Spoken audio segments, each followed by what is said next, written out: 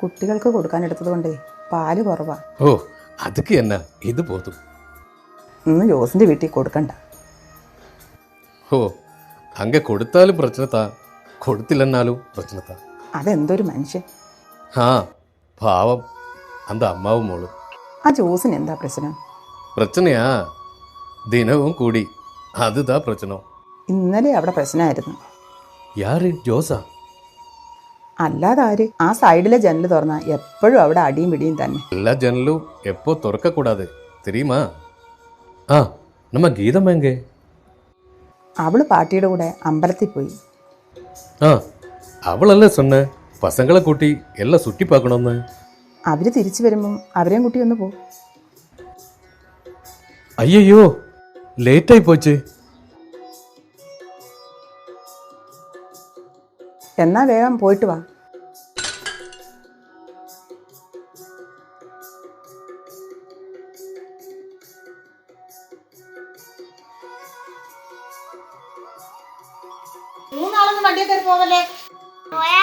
പോയാലേ പോലീസ് പിടിക്കും.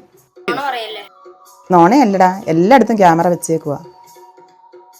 സിറ്റിന്ന് വന്ന പസങ്ങൾ താനേ, നമ്മ ഊരിലെ സുറ്റി പാക്കട്ടെ. ആ എന്നാ സൂക്ഷിച്ച് പോയിട്ട് വാ.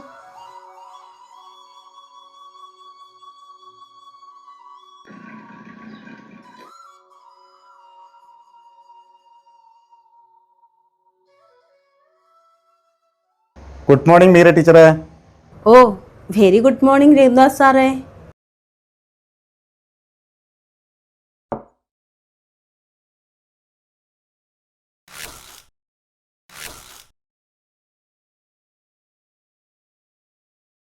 ഇതെന്താപ്പാ ഇങ്ങനെ നോക്കുന്നേ?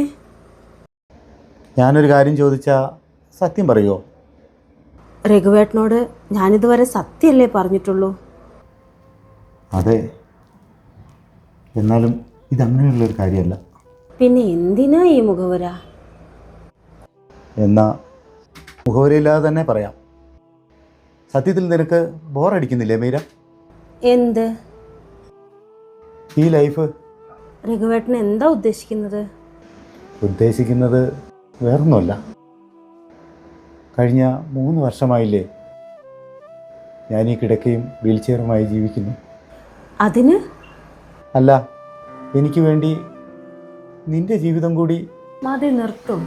അല്ല മീര, ഞാൻ രഘുവേട്ടാ, ഞാനൊന്ന് ചോദിക്കട്ടെ. എങ്ങനെ സംഭവിച്ചത് എനിക്കായിരുന്നുവെങ്കിൽ രഘുവേട്ടന് ബോറടിക്കുമായിരുന്നോ? ഞാൻ എന്തൊക്കെയായി പറയുന്നത്? വെറുതെ ആണെങ്കിൽ പോലും ഇങ്ങനെയൊന്നും ചിന്തിക്കരുതേ. സോറി മോളെ.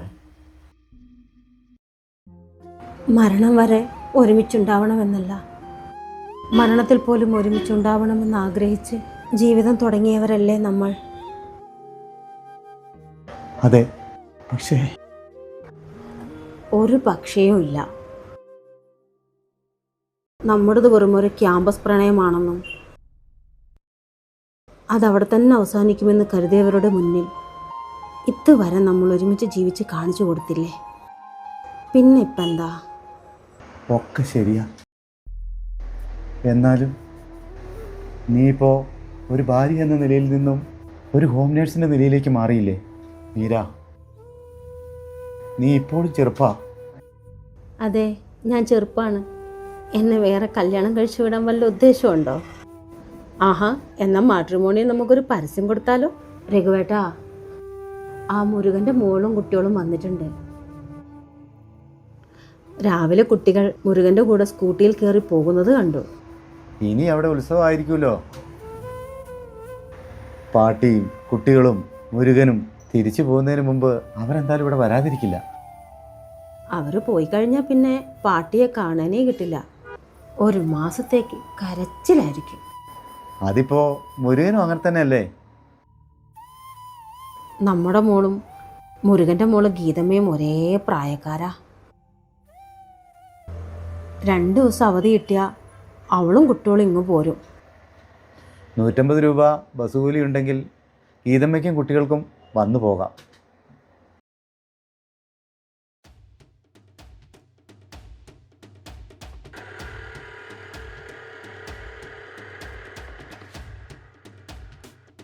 കയറ്. ഇല്ല.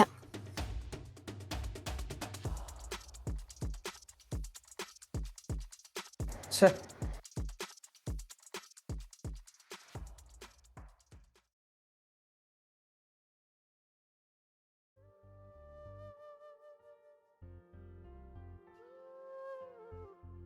മോളിതെവിടെ പോയി? ഞാൻ അക്ഷയ വരെ ഒന്ന് പോയതാ ടീച്ചറെ. നീ 10ാം ക്ലാസ്സിലല്ലേ? അതെ ടീച്ചറെ. അപ്പന് മാറ്റമൊന്നുമില്ല അല്ലേ?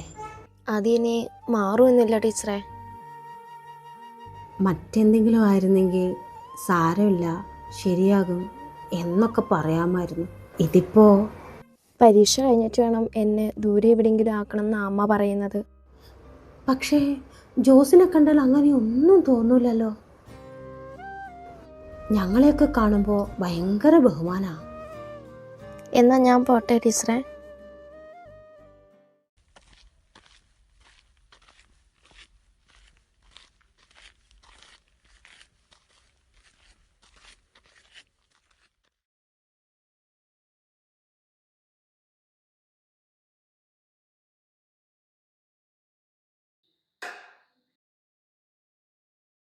അങ്ങോട്ടാടി ഒരുങ്ങി കെട്ടി. നിങ്ങളെപ്പോലെ കണ്ടിരുന്നിറങ്ങാനല്ല. പിന്നെ എങ്ങോട്ടാന്നല്ല ചോദിച്ചത്. അതിപ്പോ നിങ്ങൾ അറിയേണ്ട കാര്യമില്ല. Thank you, Honorable Minister, for your warm words of welcome. Now, with the കൊച്ചിനെ കൊണ്ടുപോണേ. ആ ശീലം എനിക്കില്ല. മീര, മീര, ഓ,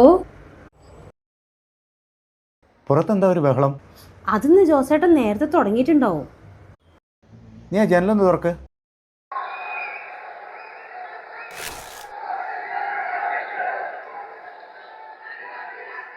നീ എത്ര പുണ്യാളത്തിയൊന്നും ആവണ്ട.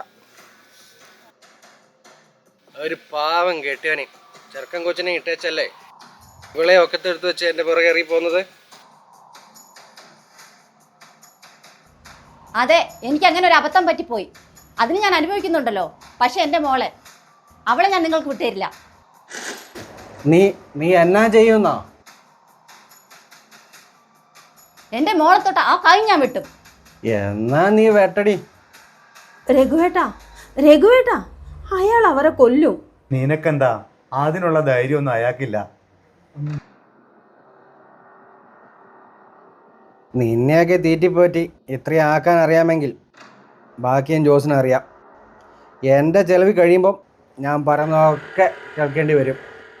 വെട്ടെന്ന് പറഞ്ഞാൽ ഞാൻ വെട്ടും. എനിക്ക് വേറൊന്നും നോക്കാനില്ല. എനിക്ക് എൻ്റെ മോള് മാത്രമേ ഉള്ളൂ. നിങ്ങളെ ഒന്ന് ജയിലിൽ പോകേണ്ടി വന്നാലും ഞാൻ എൻ്റെ മോളെ വിട്ടുതരില്ല. നിങ്ങളെ ചിലവിൽ കഴിയുന്നതിനേക്കാൾ നല്ലത് തെരുവിൽ പോയി തെണ്ടുന്നതാ.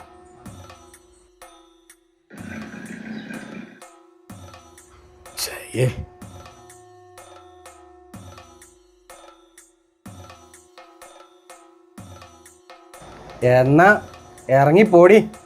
അമ്മ എന്നാ ജോസേ ഇത്? നിനക്കെന്താണ് ഇവിടെ കാര്യം? എനിക്ക് കാര്യമൊന്നുമില്ല. എന്നാലും ഒരാളെ എങ്ങനെ തല്ലി കൊല്ലുന്ന കാണുമ്പം നിനക്കെന്താ നോക്കുന്നുണ്ടോ? എൻ്റെ ജോസേ, ഇനി ആ പാവത്തിന് ഇങ്ങനെ ഉപദ്രവിക്കാതെ.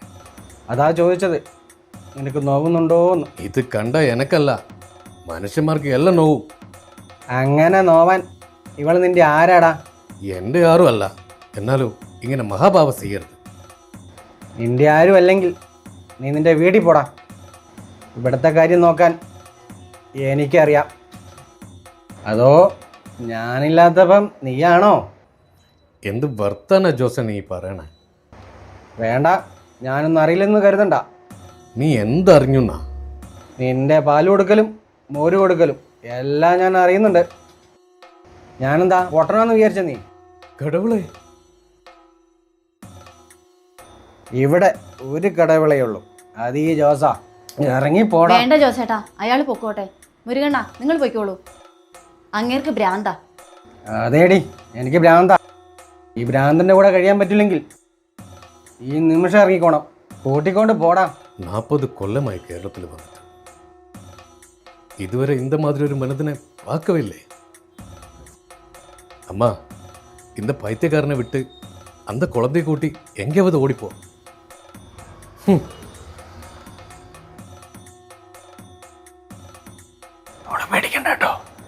ഒന്നും ചെയ്യൂല.